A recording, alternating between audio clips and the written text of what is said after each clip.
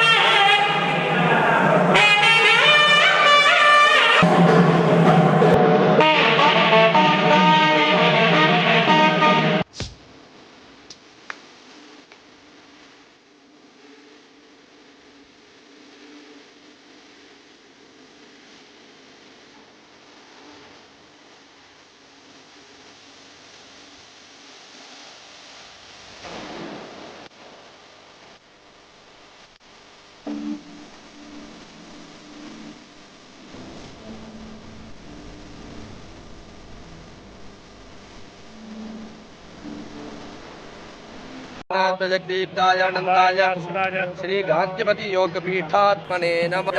देवी कुंदरणवां प्रपद्ये